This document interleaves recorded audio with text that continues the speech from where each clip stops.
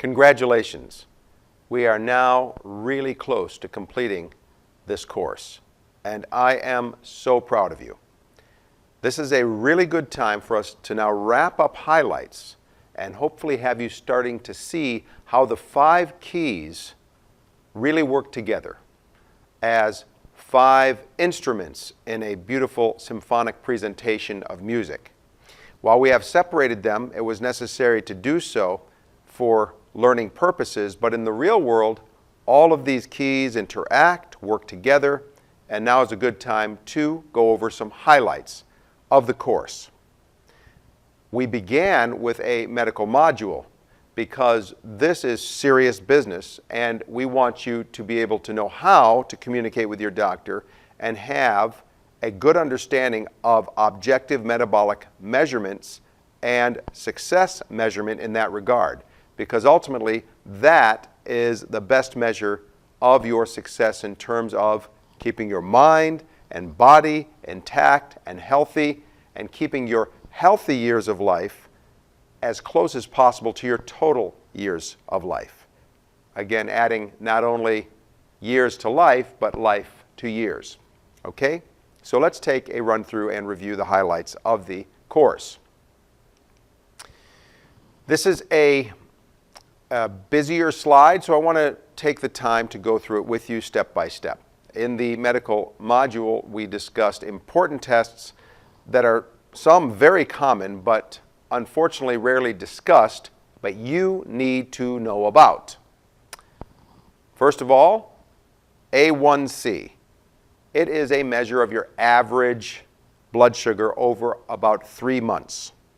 And to make a long story short, since we are simply reviewing, the range that is determined by the American Diabetes Association to be prediabetes for A1C is 5.7 to 6.4. Beyond the details of how you can use other tests to confirm this or repeat the test, and other caveats already discussed in detail in the module, such as whether you have anemia or not, that range, 5.7 to 6.4, is something you should know. And the fact that A1C is convenient in being able to be performed without fasting, you can be fasting or non-fasting, makes it a very important test. That is recognized by the American Diabetes Association and other organizations, and for which you can probably guess would reflect full-blown diabetes, which is at 6.5 and higher. Prediabetes 5.7 to 6.4, and full-blown diabetes threshold starts at 6.5 and higher. Having that test repeated obviously will show some degree of important success. If it was, for instance, 6.1 at the start of this course, and you have it repeated and it is 5.8 or 5.6 or whatever lower number, good job. But the driver of elevated sugar is insulin resistance. So we're going to talk about the next test, because improving your sugar certainly shows some degree, by definition, of improvement in your insulin resistance, okay, a reduction in insulin resistance, if you will, or an improvement in insulin sensitivity. You want your body to be insulin sensitive. You want it to be able to get as much done as possible with the least amount of insulin, so you don't burn out your insulin-producing cells of your pancreas. How then can you tell when insulin resistance is completely put under control? Because normalizing your blood sugar means you have at least certainly partially controlled it, but it doesn't guarantee you've totally controlled it. You have possibly made it less severe. In that case, a fasting insulin done with a fasting glucose. In this case, you need to be fasting. 8 hours should be plenty. If you want to go longer, that's fine, but in all honesty, if we have elevated sugar and insulin levels after 8 hours of not eating things, we have an issue. This is fasting from food and calories, not from water. Please feel free to drink water before fasting labs. This is a clear and unfortunately reported or under-provided piece of information from healthcare providers to patients. We don't need you fasting from water. Okay, there's, as I would say, fasting for God and fasting for people who think they're God. And we don't require fasting from water. Okay, jokes aside, fasting from water can make your blood sugar look higher than it really is in normal circumstances, kind of concentrating your blood like a raisin to a grape. You don't have any more blood sugar in your body, but you have less water, so it makes it look more concentrated. Your blood sugar is a measure of concentration, milligrams of sugar per deciliter of blood, and when the deciliter of blood is reduced because you're dehydrated, it'll make your blood sugar look higher than it really should normally be. Ideally, a fasting insulin of 5 or less, in my opinion, a fasting insulin of 5 or less, with a fasting sugar of under 100, and you have largely got insulin resistance, if not completely under control for all practical purposes. Caveat, keep in mind that many labs, virtually all labs, will tell you that a normal fasting insulin is something in the double digits. And in this test's case, we have to differentiate between normal and optimal.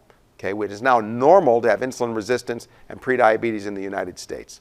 We know, for instance, that 75% of those 65 or older have at least prediabetes, if not full-blown type 2 diabetes, and we're about up to 20% of adolescents in the United States having prediabetes. And remember, prediabetes is an advanced state of insulin resistance, where insulin resistance has been around for years. So normal and optimal in the case of fasting insulin are different things. Optimal is deep into the single digits. And I would say, to make it simple, 5 or less. Does insulin fluctuate a little bit over minutes? Yes, but if you have tests repeated, it's not going to make a difference if you have 3 or 4 tests over time, because the odds are you will have averaged out the up and down phenomena or the pulsatile release of insulin so that its levels fluctuate over a few minutes a little bit.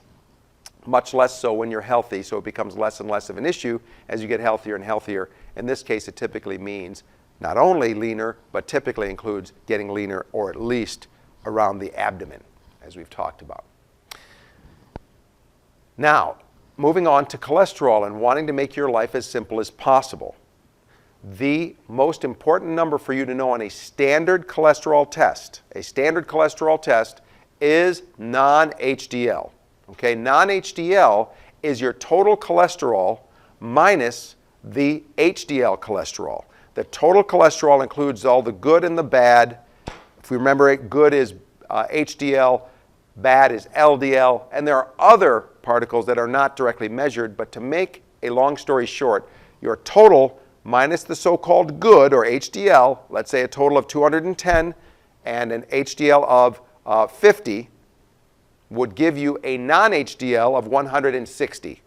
Simple as that. That is more accurate for heart attack risk than an LDL. An LDL is just part of the bad cholesterol. A non-HDL is the best way with a standard cholesterol test to get all of the bad cholesterol, your LDL plus another couple particles we don't need to delve too deeply into, but just to explain, IDL and VLDL. These two are also bad cholesterols, not measured when you just use an LDL. If you take the total and you subtract the HDL, now you've got all the bad cholesterols, LDL, IDL, and VLDL. Now, what to do with your non-HDL, which many labs are now reporting and calculating for you, but many aren't yet. So you might need to know total minus HDL gives you your non-HDL. If your lab is actually reporting non-HDL directly and doing that math for you, well, congratulations, your lab is up to speed. Non-HDL is well recognized by the National Lipid Association as the best marker, and it doesn't require fasting either. So like A1C, the first test we discussed, non-HDL does not require fasting. And ideally, although this needs to be individualized, you need to obviously discuss any of this with your healthcare provider. Ideally, in most cases, a level less than 100 would be really, really important. For some, if you have advanced coronary disease, maybe even a little lower, but certainly if that level is above 120 or 130, there should be some eyebrow raising as to how you can lower it, or certainly at least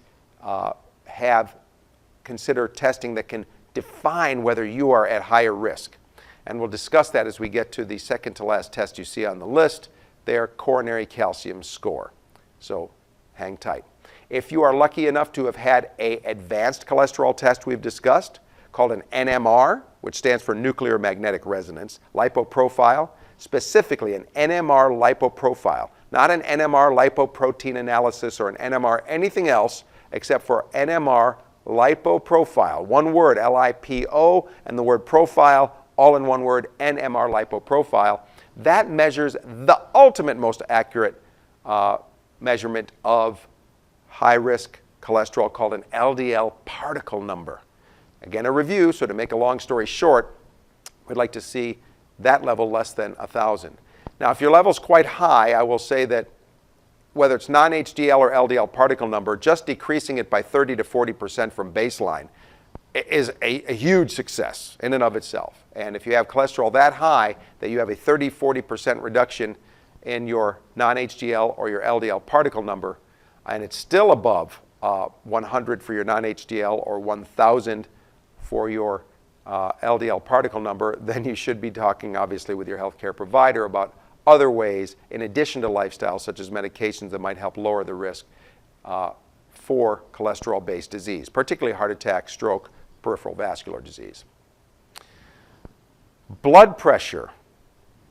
Think of blood pressure as pushing cholesterol into your artery walls, as well as making it stressful on the muscles of the arteries, particularly your heart, which can stiffen over time. So you're not only get increased risk for gunk inside the middle of the artery, but it's also less flexible over time. It becomes stiff, and therefore, with less flexibility, you're more prone to high blood pressure, and it's a big mess. So what is an appropriately measured blood pressure, and what numbers are you looking at? As we've discussed, appropriate size cuff, ask your doctor to confirm that, both feet flat on the floor, back against backrest, in a resting quiet environment for at least 2 and preferably even more minutes. That's why you might want to ask your doc or nurse practitioner or physician assistant to recheck your blood pressure at the end of the visit, and try to think happy, relaxing thoughts, by the way, while you have that level checked, okay? And what's an optimal blood pressure? The range is probably between 100 to 119 for the top number and 60 to 79 for the bottom number. The so-called top number systolic blood pressure, the so-called diastolic blood pressure for the lower number. Those reflect the blood pressure in your arteries when your heart beats. That's the top number, the systolic, and the pressure in your arteries when your heart relaxes, which is the bottom or the diastolic number. If the number's higher, I mean, clearly lifestyle is key. We've talked about all those factors. I'll review them quickly. Obviously, sodium reduction with higher dietary potassium, fruits, vegetables, beans, lentils, peas, low and non-fat yogurts, etc. Weight reduction, physical activity, not smoking, and of course, well, getting better sleep I should also add in there, okay? And of course, stress reduction and avoiding excess alcohol. All of those are methods to help lower blood pressure. Physical fitness is probably going to be what is going to lower your resting heart rate the best. Even just getting up and walking, parking further. And this, though, may be a place where exercise comes in and you get some aerobic activity or even some lower resistance, higher volume toning type of resistance training to lower your resting heart rate to below 80, because that independently would increase your risk for chronic kidney disease and heart disease if your resting heart rate is above 80. It basically reflects you're not in shape.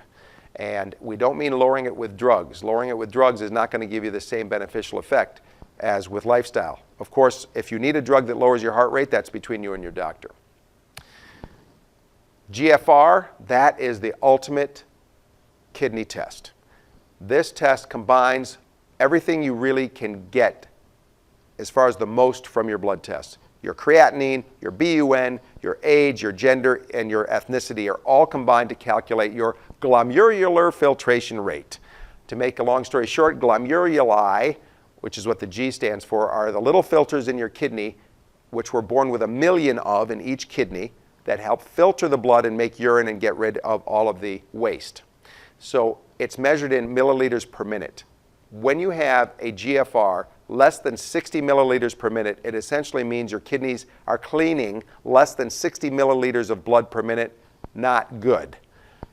Above 60 is certainly obviously better, but may still indicate some risk in kidney disease. Your doctor will talk to you about that, particularly measuring your urine for some protein.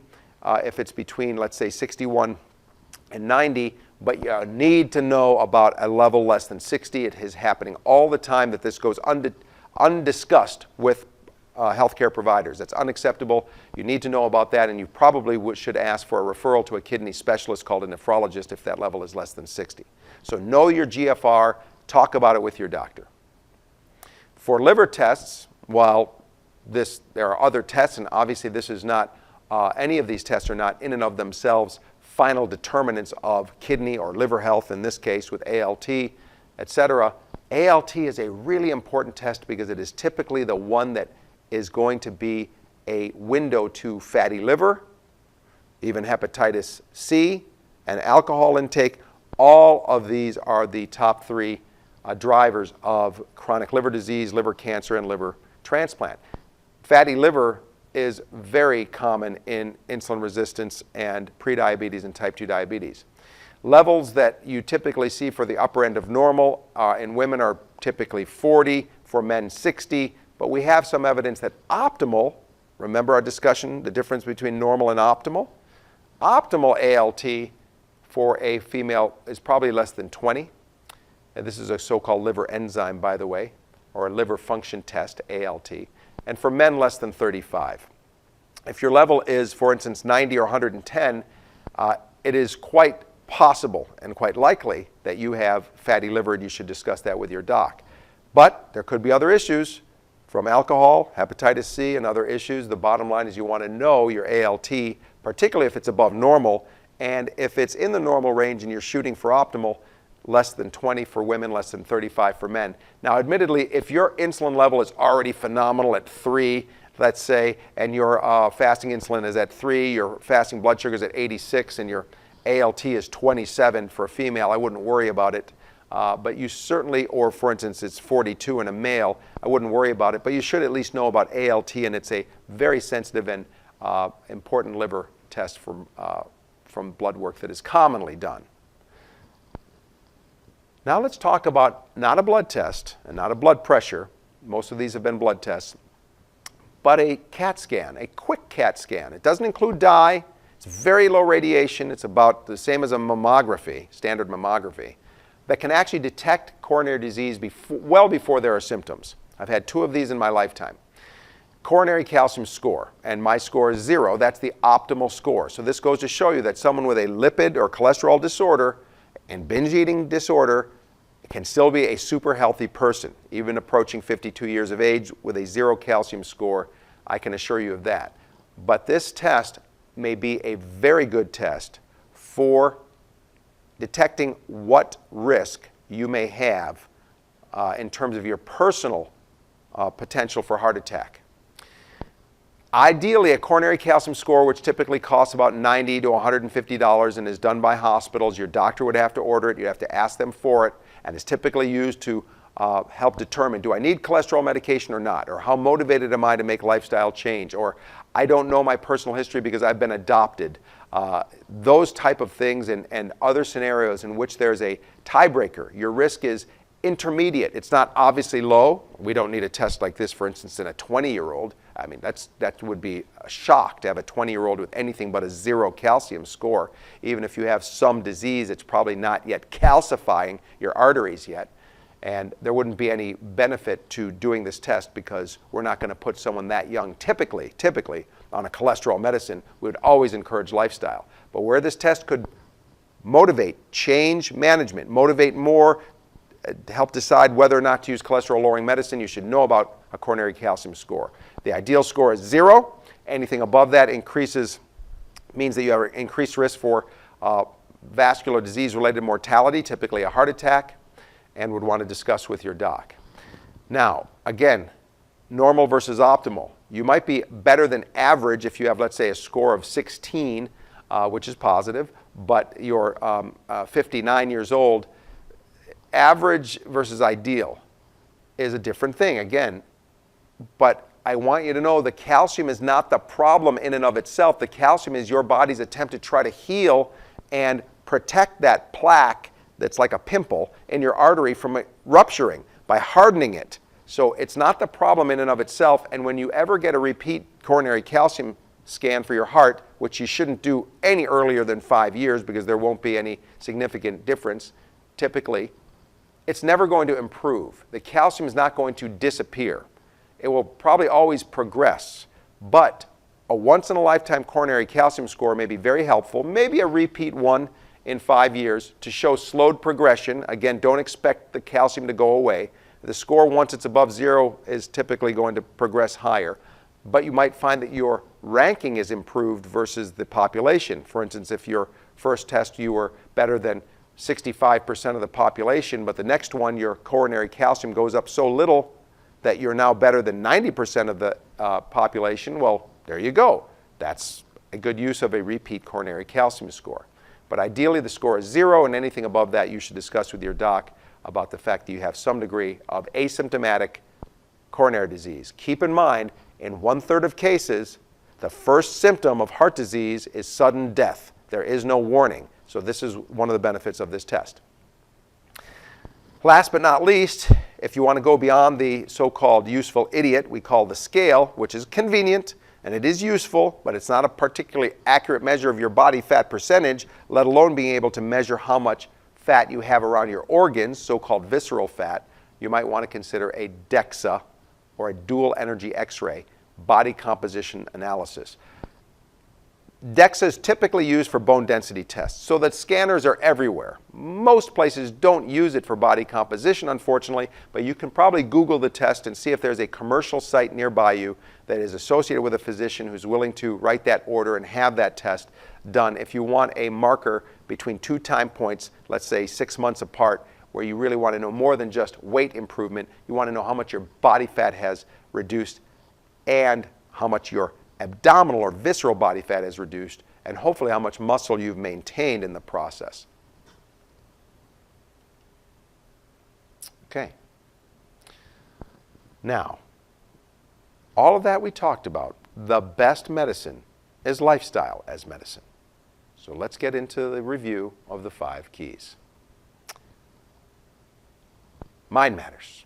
We started with it for a reason.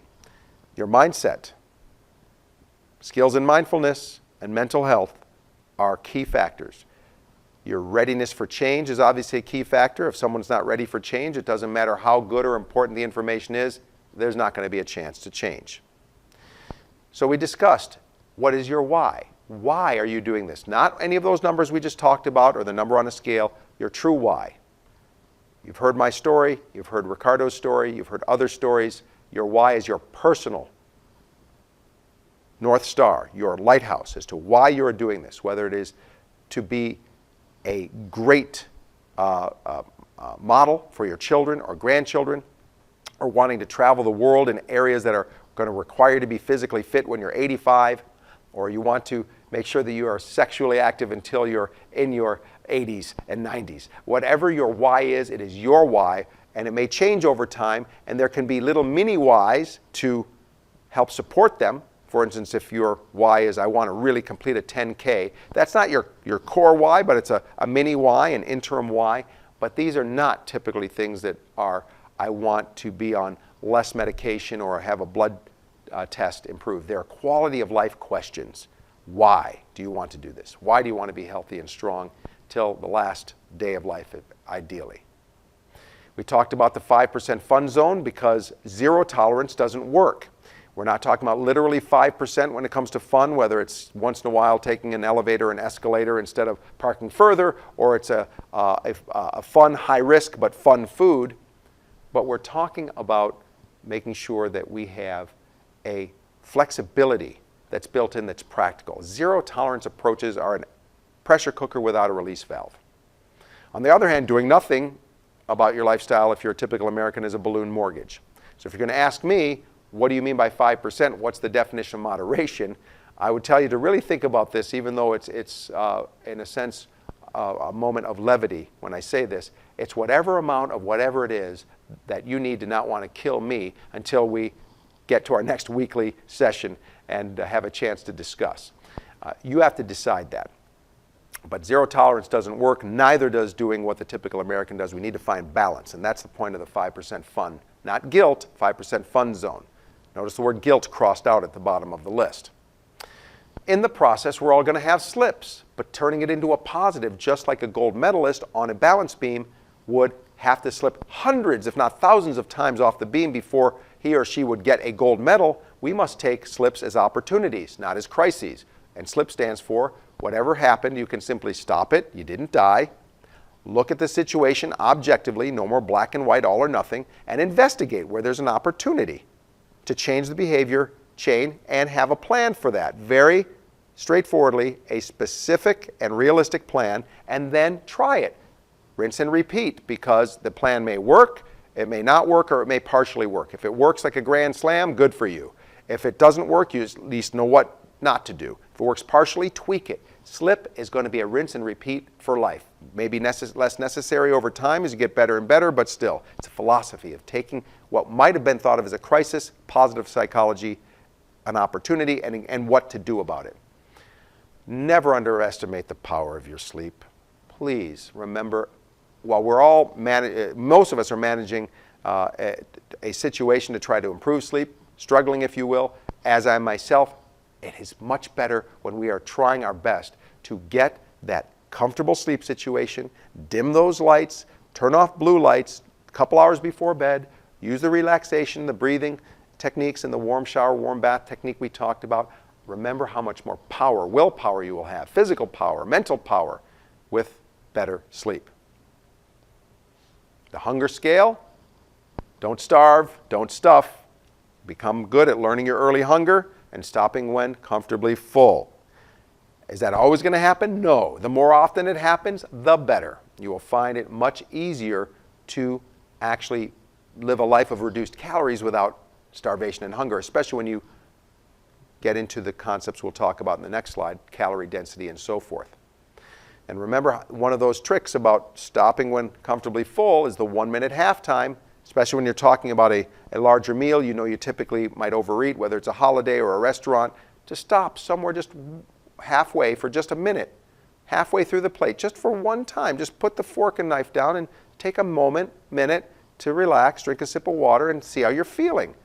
You might find that, you know what, you're already full, or that you're close, and you know since you'll be more full in about 10 or 20 minutes, because it takes a while for the fullness signal to catch up, you might be just fine. Put the other half in a box. Save it for later. If you're still hungry, eat another half of the half and save a quarter in a box for later.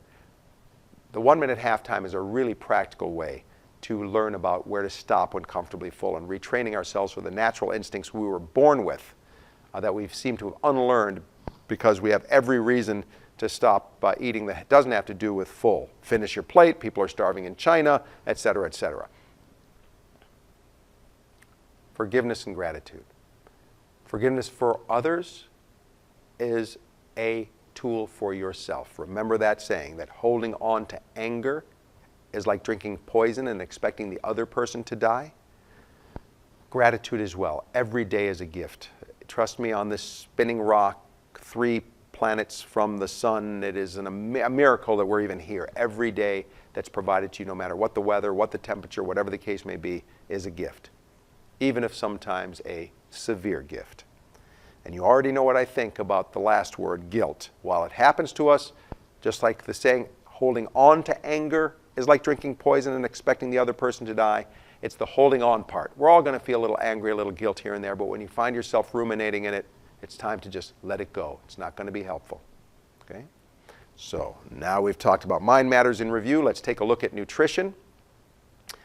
Flexitarian attitude, right? Flexitarian, very well described. It is basically a plant-predominant approach in which you are non-extremist. Let's review the big 5, right? Beverage calories. I'm not saying don't do them, but we know that beverage calories based on sugar, even fruit juice versus whole fruit, totally different animal. Obviously sugar-based pops, alcohol, fat-containing beverages like frappuccinos and creamed coffees, etc. All of these do not trigger fullness when it comes down to the amount of solid food we need. We're going to end up still hungry. That's why they are so-called empty calories. I'm not saying don't do them. I'm just saying be aware of that. All right. For instance, again, can't compare fruit juice to a whole fruit. Calorie density. Now we're talking about food. Food anywhere from soft to more solid, but generally speaking, we know that we can feel full on fewer calories if we find foods that have less calories per bite or less calorie concentrated, if that is easier to understand than calorie density. Because calorie density is confusing to many people. It really means calorie concentration, how concentrated in calories is something. You can have foods anywhere from 50 calories per pound at low-starch vegetables, your broccoli, your cruciferous vegetables, your leafy green vegetables, all the way to 4,000 calories, 3,000 to 4,000 calories per pound with butter and oils. You all know, I've joked about how you can pack almost 500 calories into a tiny little, almost drug-like Starbucks brownie, or any brownie for that matter. And that is because it is a dry carb, refined carb, fat, concentrated food. Foods that have more water are the key. And water gets there by either roots in the ground, fruits and vegetables. 2, cooking them into them like beans, lentils, peas, and whole grains. And 3, biologically, and that would be things like your low and fat-free yogurts, egg whites, and obviously lean cooked fish as the flesh of choice, breast of poultry, pork tenderloin, even certain lean cuts of red meat. Now, that is very simple. Easy might be a different story, but it's very simple when it comes to healthy eating. When something is higher in calorie density, that's what you want to portion and frequency control. I didn't say don't have things that are more calorie dense. That's not realistic. But trying to shift up your ratio, essentially, of fruits and vegetables and other high water content foods and also high fiber foods to less of the more calorie concentrated or more calorie dense foods is the key to calorie control without hunger. And calorie control is the most powerful thing we have seen in science to prolong life, is to reduce non-essential calories while maintaining high nutrition. The number 2 nutrient we see excess after calories in the U.S. is sodium. So it's the same issue. Keep an eye on those labels. You can have certain things that are a little bit high in sodium, but then that's where your 5% fun zone is, or what you just need enough of to be happy. If you really like something, you can actually mix it with another thing that's lower in sodium, in the spirit of dilution is the solution. Fiber and protein. Fiber, fruits, vegetables, beans, lentils, peas, 100% whole grains. Very simple. Nuts and seeds have a bit too, but due to their higher calorie concentration, we can't call them excellent sources of fiber, whereas whole fruits, vegetables, beans, lentils, peas, 100% whole grains, it's not complicated, very simple. And then protein. Let's take a quick refresher on the PF10. If you're tracking using an app, remember that at the end of the day, you can use the PF10 to quality control and macro measure in one fell swoop. Quick example, 1,600 calories, okay? You need at least 2 grams of fiber for every 100 calories to meet the PF10 criteria. So that would mean at least 32 grams of fiber were measured that day in your MyFitnessPal or Chronometer or Lose It for 1,600 calories, right? Number 1. Number 2, you'd want to then look at the protein, how much you've had in the day. So let's say you had 100 grams of protein and 40 grams of fiber. 100 plus 40 is 140. Multiply that by 10 and that's 1,400. That's your PF10. Compared to 1,600, that's very good. That means that you have very little, if any, low fiber carbs and fats. Okay? Because if the PF10 is that high, there cannot be much of any low fiber carbs and fats. How high should the PF10 be to what I would say is to have good quality? About 75% or more of your calories. And clearly 1,400 for a PF10 in that example is more than 75% of 1,600. Good job. Go review the module, the lesson on PF10 for more clarity. Simple and easy. Last criteria is saturated fat and cholesterol. I can't tell you how much misinformation there is about fats and cholesterol. I want to give you the bottom line. It's no calculation required. Saturated fat on average less than 10 grams per day will help improve your cholesterol. Saturated fat blocks your liver's ability to clear your blood of cholesterol. I'm not saying every day less than 10 grams, and 10 grams, by the way, is plenty for a little bit of cheese, the #1 contributor to saturated fat in the United States, or whatever else. So I'm not talking about every day, but on average, over a month, for instance, less than 10 grams per day for saturated fat will help, as well as maintaining a cholesterol level, certainly less than 200, which is 1 egg yolk, basically, of cholesterol per day. Ideally less than 100. And again, that's on average. So if one day is higher, you can make up for it the next day. Okay, so keep that in mind. You combine those two along with high fiber, not to mention healthy overall physical activity and some weight reduction if necessary, and you will have maximized your cholesterol control with less medication. We've seen dramatic reductions in cholesterol, the equivalent of high-dose medications. Gets simpler from here on out, but still important. Physical activity, neat freak. Non-exercise activity time, so simple. Believe me, every minute, second counts. Going to the second or third drinking fountain instead of the first. Little tricks to trick yourself. Committing to something you do regularly that you'll almost always, not always, but almost always park further, whether it's grocery shopping or at work, taking stairs, getting up and moving, and even for a bit, alternating sitting, standing. Every 20, 30 minutes or so, don't be a chronic sitter. Get an alternating sitting, standing desk if necessary. Being a non-exercise activity time or neat freak is the basis, and the more you gather of it, the lower the diabetes risk, separate from exercise. Exercise is a seal the deal scenario for me. The base is non-exercise activity time, like the longest living populations on earth. But when it comes to exercise, the most evidence-based is aerobic, whether it's constant, just I'm going to do 220 beats per minute times minus my age. Let's say you're 50, that would be 170 times 80%, and calculate 170 times 80%, which is 14 minus 156 beats per minute at the upper end, maybe down to 120 beats per minute, 120 to 150 beats per minute, and I just go at it for 30 minutes straight on the treadmill. Okay. And now we know that there's also opportunities to do so-called HIIT or high-intensity interval training that doesn't have to be so high intensity. It's just pushing you a little bit more out of your comfort zone to be able to get more done in less time. And you can combine these. Watch the lesson on it. But there's aerobic and then strength. The evidence is building that resistance training, whether it's with machines, whether it's with your own weight, whether it's with dumbbells and barbells, you can use a highly qualified trainer that's willing to give you a basic routine that doesn't make you rely on them forever, unless you want to get a basic understanding of what's necessary for resistance training to maintain that muscle and prevent the loss over time and prevent that unnecessary significant decline in metabolism that occurs with aging due to lost muscle. Not so much due to age, but due to lack of physical activity. Last but not least, flexibility, stretching.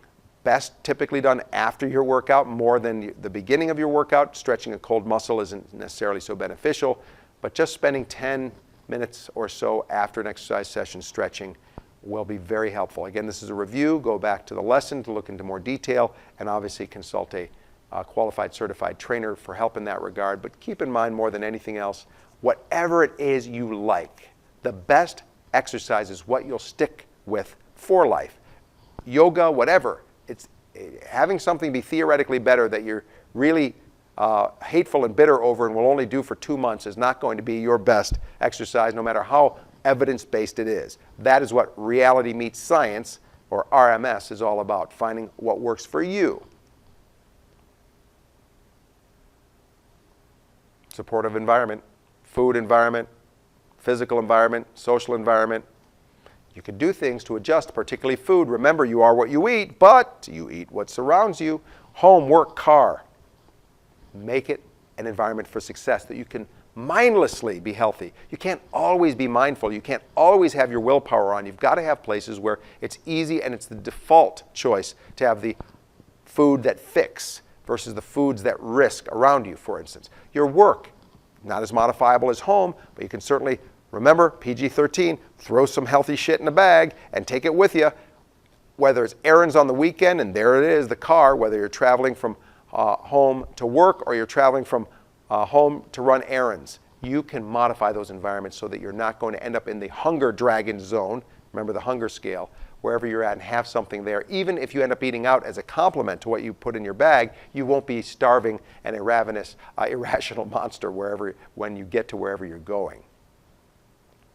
Home environment, when it comes to social, we have to at least talk about engaging at home. Having honest but loving discussions that engage those, whether it's a spouse, a life partner, older children, the person who does the grocery shopping if that's not you. Be patient, but these discussions have to happen. Your social environment is going to be key when it comes to social support, your social environment at home, I should say. Other than that, I do not recommend you start posting on Instagram and on Twitter and Facebook and everywhere else the beginning of your lifestyle change journey, because that gets into social network tentacles out to people who are potentially saboteurs, even if unintentional. Best to keep it to yourself for a while at least, and only those that need to know that we just discussed be engaged. And physical environments. This could be anywhere from seasonal changes, like here in Michigan, you got to know winter is coming.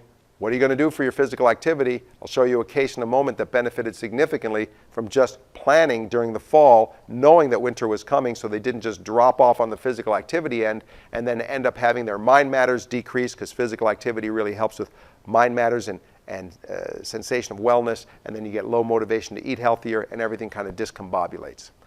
To obviously where you put your clothes and how you figured out how little it takes to be ready to go to the gym.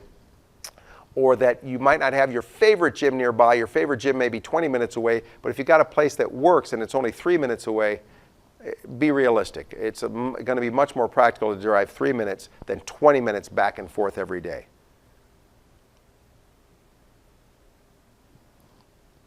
Last but not least, the key of accountability. You are here in this master class and going through this course. It's a phenomenal example of external accountability, particularly checking in our weekly live sessions, but also working with whoever it is you might be working with in your own environment, a trainer, a dietitian, a psychologist. Maybe you're complementing a program you're going through, whether it's Weight Watchers or WW now, to a full program at a hospital. That type of external accountability, including you tracking weight, blood pressure, food, and choosing how much external accountability is the right dose, because becoming overwhelmed with too many things to track and too many appointments to go to is just going to sap your willpower. So you want to find that right balance. You don't have to measure every single thing. You want to find what works and motivates you the most, and that will typically get you the results that you're looking for. And then over time, your internal accountability to yourself, like the story of Jack LaLanne when he was asked by his wife to just skip a workout on a day he was in a town he didn't know and couldn't find a gym. And she said, just skip today, Jack, no one will know. And he quickly answered, I'll know. Then you know you are at the internalized stage of accountability. I'm not saying you just throw out all external forms of accountability, but typically less and less necessary over time as the skills you've learned become easier, so they're not as much of a mental exercise to learn these new skills because they're on autopilot and they're self-reinforcing, and you've really become accountable to self in a way that is makes it the higher degree of accountability that's working for you, internal versus external. So let's just end with a nice set of examples of people who've unlocked, with the 5 keys, their ultimate health in the real world. James, before and after, just a phenomenal case of someone who just would not give up and was patient with a journey. These pictures are years apart, okay? But if you ask me, I think he looks younger in the more recent picture. So biological slowing of aging, possibly even reversing, is possible. Laurel, amazing. And do we not have bumps here and there after? Of course. But 1 year later, really taking the time and patience to learn the 5 keys and all the skills, not trying to do a quick fix in a rush, with that external accountability, and as she said herself, what a difference a year can make. Dave, what a student. I've got these issues. I'm going to deal with them. coached me through it. This was a case of 5 keys through my clinical years, but same type of program, same concepts that we're doing here in the Masterclass. Real people unlocking their health in the real world.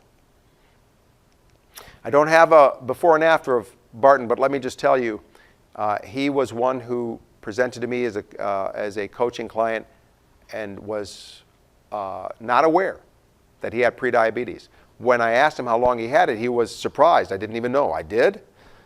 And his adherence to the 5 keys patient process, not that he didn't actually get leaner pretty quick in the beginning, but not as a method of worshiping at the altar of the scale, but following the 5 keys. Mind matters, nutrition, activity, particularly preparing for winter when it came to what would otherwise have been a tanking of his physical activity, for instance, environment and accountability. And he's off on autopilot. He has really learned the keys well and has become his own best coach. This is real world stuff, real world results, and we are so happy that you have taken the time to invest in yourself to find where your reality meets science when it comes to wellness, weight loss, and disease prevention. So proud of you. I hope that review was helpful.